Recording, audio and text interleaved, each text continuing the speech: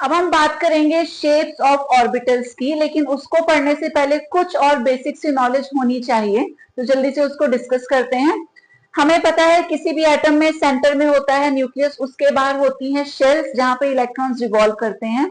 उन शेल्स को हम लोग के एल एम एन से रिप्रेजेंट करते हैं, या नंबर की फॉर्म में बात करें तो 1 2 3 4 एंड सो ऑन। अब इन शेल के अंदर होती हैं सब शेल्स। फर्स्ट वाली शेल के पास एक ही सब शेल होती है एस, सेकेंड शेल के पास दो सब शेल्स होंगी एस एंड पी, थर्ड के पास तीन सब शेल्स होंगी S P D, similarly fourth के पास एस पी डी एफ। तो जो नंबर है शेल का उतनी ही उसके पास सब शेल्स होती हैं। तो शेल के अंदर आ गई सब शेल्स जिनको हम लोग S P D F small letter से डिनोट करते हैं, और क्वांटम नंबर की टर्म्स में बात करें तो 0 1 2 3। जैसे शेल्स हमेशा 1 से स्टार्ट होती हैं, सब शेल्स हमेशा 0 से स्टार्ट होंगी, तो एसपीडीएफ का नंबर होता है 0 1 2 3। अब इन सब शेल्स के अंदर भी कुछ एरियाज होते हैं जिनको हम लोग बोलते हैं ऑर्बिटल्स। अब ये ऑर्बिटल्स क्या है? These are the regions where probability of finding the electron is maximum.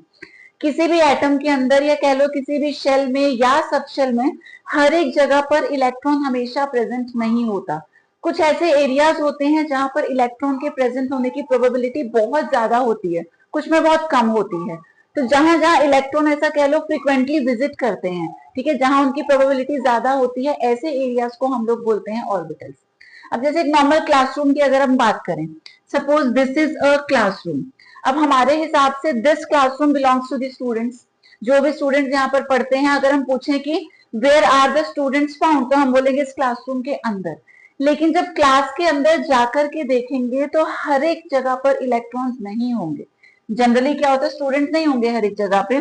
Generally in a classroom आगे जो फ्रंट वाला एरिया है that is reserve for a teacher. वहां पे आपका ब्लैक बोर्ड, व्हाइट बोर्ड, जो भी स्मार्ट बोर्ड है वो लगा होता है, तो फ्रंट वाला area is for the teacher. उसके बाहर बाद में पीछे जो है सीट्स लगी होती है जहां पर स्टूडेंट्स प्रेजेंट होते हैं। और डीपली इसको नोटिस करें तो जो यहाँ पर गेट होगा एंट्रेंस या एग्जिट वाला, एक है दो, उसके आसपास बिल्कुल स्टूडेंट्स आपको नहीं मिलेंगे। और कई बार ऐसा होता है कि साइड वाले जो एरियाज हैं या बिल्कुल लास्ट का जो एरिया है वो भी फ्री होगा, खाली पड़ा होगा स्पेस। तो वैसे देखें तो स्टूडेंट्स कहाँ हैं? क्लास के अंदर। लेकिन क्लास के अंदर अगर हम डिटेल स्टडी करें तो विल फाइंड कि वहां भी कुछ पर्टिकुलर एरिया है जहां पे स्टूडेंट्स के होने की प्रोबेबिलिटी सबसे ज्यादा है।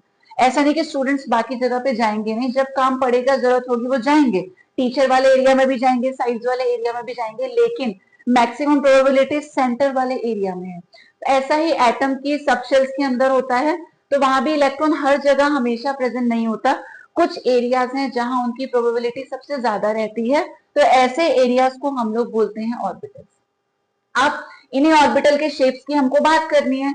ठीक है, शेप्स की जब बात करेंगे तो कैसे पता चला कि किस ऑर्बिटल की क्या शेप होगी? उसके लिए ग्राफ प्लॉट किया गया था between Sai square and radius, यानी कि डिस्टेंस फ्रॉम द न्यूक्लियस।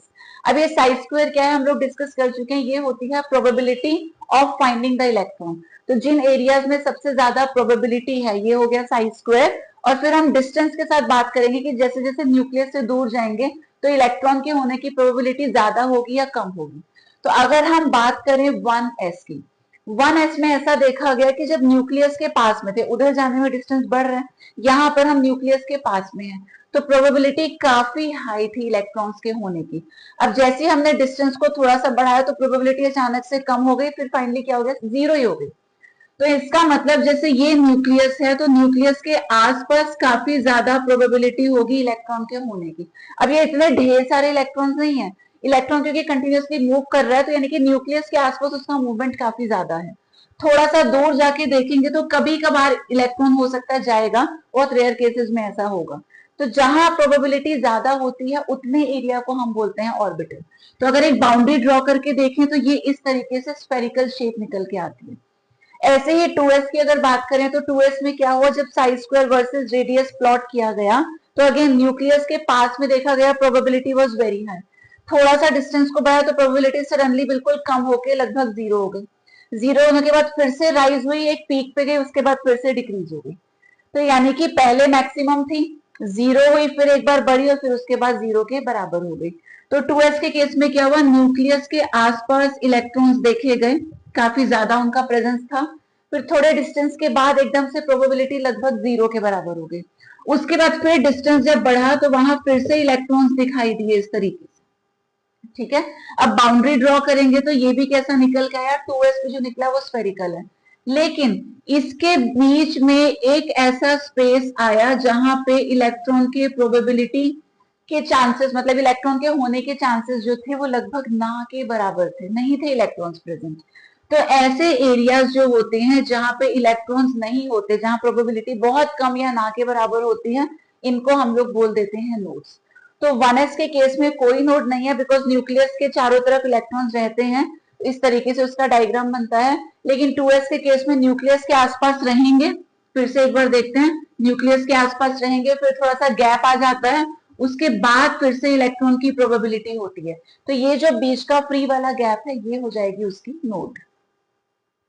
तो अब जल्दी से डिस्कस कर लेते हैं ऑर्बिटल्स की शेप को।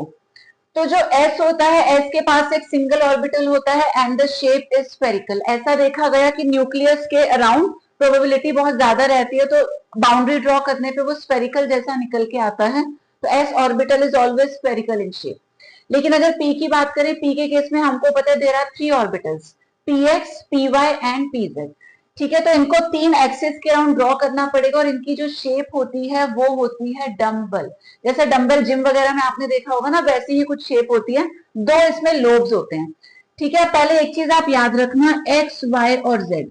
वैसे तो नॉर्मली जो मैथ्स में पढ़ते हैं एक्स वाई जेड वैसा भी कंसिडर कर सकते हैं, बट यहाँ पे मैक्सिमम जो है इसको एक्स लेते हैं, इसको वाई लेते हैं, और ये जो हॉरिजॉन्टल वाला है इसे हम कंसिडर कर लेते हैं जेड, और इसको बोलते हैं इंटर न्यूक्लियर एक्सिस। कोई फिक्स यहाँ पे रूल नहीं है कि इसको ही जेड आपने लेना है, बट मैक्सिमम बुक्स में आपको ऐसा मिलेगा। बट चाहो तो आप नॉर्मल वाला जो मैथ्स वाला सीक्वेंस है वो भी फॉलो कर सकते हो, बट अभी के लिए हम ऐसा ही लेकर के चलेंगे। तो जब हम बात कर रहे हैं पी एक्स की, शेप कैसी है, डम्बल। तो डम्बल आपको पता ही है कैसा होता है। तो ये हमने एक्स एक्सिस के अबाउट ड्रॉ कर दिए 2 लोब्स। पी वाई के केस में ये जो वाई एक्सिस है उसके अराउंड हमने ड्रॉ किए। जेड हमारा हॉरिजॉन्टल है, वहां पे ड्रॉ कर दिए, तो ये मिल गया पी जेड। और तीनों को कंबाइन करा तो ये हमको मिल गया टोटल पी ऑर्बिटल। तो कंप्लीट पी ऐसा होता है, और अलग अलग हमने तीनों को शो कर दिया। ऐसे अगर हम बात करते हैं डी की, तो डी के केस में 5 ऑर्बिटल्स होते हैं, D X Y, D Y Z, D Z X, D X square minus Y square and D Z square. और इनकी जो शेप होती है वो होती है डबल डम्बल। जैसे यहाँ पे 2 लोब्स थे, डी के केस में टोटल 4 लोब्स बनेंगे, ठीक है। पहले बात करते हैं डी एक्स वाई की। तो एक्स वाई के केस में क्या करना है, ये हमने शो की एक्स एक्सिस, ये है वाई एक्सिस, इनके बिल्कुल सेंटर्स में हमको लोब्स ड्रॉ करने हैं। तो इन दोनों के सेंटर में, इन दोनों के सेंटर में ये बन गया डी एक्स वाई, फिर ये है डी वाई और ये है जेड एक्सिस, इनके सेंटर्स में ड्रॉ कर देंगे। Next we have D Z X, तो ये रहा एक्स और ये रहा जेड, इनके सेंटर्स में ड्रॉ करते हैं। तो इस तरीके से ये हमको मिल जाएगा डी जेड एक्स। अब ये दोनों जो हैं D X square minus Y square and D Z square, इनकी शेप थोड़ी सी अलग होती है in comparison to these three. अब डिफरेंस क्या है पहले तो आप वो समझ लो। इन तीनों में हमने क्या किया, एक्सिस के बीच में हमने लोब्स को शो किया, लेकिन लास्ट के 2 में एक्सिस के ऊपर ही शो करना होता है। जैसे कि हम बात कर रहे हैं D X square minus Y square की, ये एक्स एक्सिस है, ये वाई एक्सिस है, इनके सेंटर्स में ड्रॉ नहीं करना, बिल्कुल इनके ऊपर ड्रॉ कर देना है। I hope the difference is clearly visible. और ऐसे लास्ट में आता है डी जेड स्क्वायर, ये हमने जेड एक्सिस ड्रॉ करी है, तो जेड एक्सिस के ऊपर ऐसे और एक सेंटर में सर्कल जैसा आ जाता है, तो ये बन गया डी जेड स्क्वायर। अब एफ ऑर्बिटल्स जो होती हैं उनकी शेप बहुत ही कॉम्प्लिकेटेड होती है, तो हमें उसको पढ़ना नहीं है। तो what you need to remember here is, हमें एस, पी और डी की शेप्स को पढ़ना है। एस में एक सिंगल ऑर्बिटल होता है, वो हो जाएगा स्फेरिकल। पी के केस में 3 होते हैं, P X, P Y, P Z. तो तीनों की शेप हमने अलग अलग भी दिखा दी और ये सबको कंबाइन करके दिखा दिया। उसके बाद डी के केस में देयर आर 5 ऑर्बिटल्स, इनके नेम जरूर पढ़ लेना, D X Y, D Y Z, D Z X, D X square minus Y square and D Z square. तो 2 अलग अलग सेट्स बनते हैं। पहले जो 3 है इनके लोब्स एक्सिस के बीच में, और लास्ट के जो 2 हैं इनके लोब्स एक्सिस के ऊपर। शेप्स तो डिस्कस हो गई, फाइनली अब नोड्स की भी बात कर लेते हैं। तो बीच में कहीं इस वर्ड को हमने यूज किया था node, and I told you कि जहां भी इलेक्ट्रॉन की होने की प्रोबेबिलिटी जो है 0 होती है उसको हम लोग बोलते हैं नोड, और कुछ केसेस में नोडल सरफेस भी कह देते हैं। अब ये जो नोड्स है हमारे पास दो टाइप्स की होती हैं, angular nodes and radial nodes. Angular nodes होती हैं equal to L, whereas radial nodes are equal to N minus L minus one. यहाँ पर एन रिप्रेजेंट करता है प्रिंसिपल क्वांटम नंबर और एल जो है वो रिप्रेजेंट करता है एजीम्यूथल क्वांटम नंबर को। अब एन तो ठीक है, नंबर ऑफ शेल जिसको हम कहते हैं सिंपल लैंग्वेज में। एल के बारे में भी हम पहले पढ़ चुके हैं कि एस पी डी एफ के केस में एल जो होता है 0 1 2 3 होता है रिस्पेक्टिवली। ठीक, तो ये हमारे पास एक समरी आ गई कि angular nodes are always equal to L, radial nodes are equal to N minus L minus one, और जो टोटल नोड्स आएंगे इन दोनों का सम करके एल से एल कैंसिल आउट हो जाएगा, हमारे पास बचेगा एन माइनस वन। अब एक एग्जाम्पल सॉल्व कर लेते हैं जिससे चीजें और भी क्लियर हो जाएंगी। तो सपोज हमारे पास 3s है जिसके लिए हम सब नोड्स कैलकुलेट कर रहे हैं। तो एंगुलर नोड्स होती हैं इक्वल टू एल, यहाँ पे एल की वैल्यू क्या है, एस की वैल्यू देखेंगे वहां से विच इज इक्वल टू 0। उसके बाद रेडियल नोड्स हैं N minus L minus one, N हो गया ये नंबर 3, एल हो गया एस की वैल्यू जो कि होती है 0 और माइनस वन हमको कर देना है, तो ये रिजल्ट निकल के आएगा 2।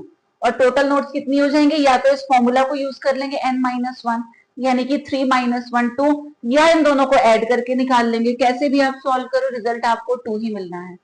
सिमिलरली अगर 4p के लिए पूछा जाए नोड्स कैलकुलेट करने को, तो angular nodes are equal to L. अब ये p के लिए l की वैल्यू होती है 1, तो ये आ गया 1। यहाँ पे रेडियल नोड्स कैलकुलेट अगर करें n minus L minus one, n हो गया ये नंबर 4, l हो गया p की value which is equal to 1 और फिर माइनस 1 है, 4 माइनस 2 यहाँ से आ जाएगा 2, और टोटल नंबर ऑफ नोड्स हो जाएंगे 2 प्लस 1 3। ये अगर फॉर्मूला से चेक करना हो n माइनस वन, n होता है ये नंबर, तो 4 माइनस 1 से भी हमको मिलेगा 3।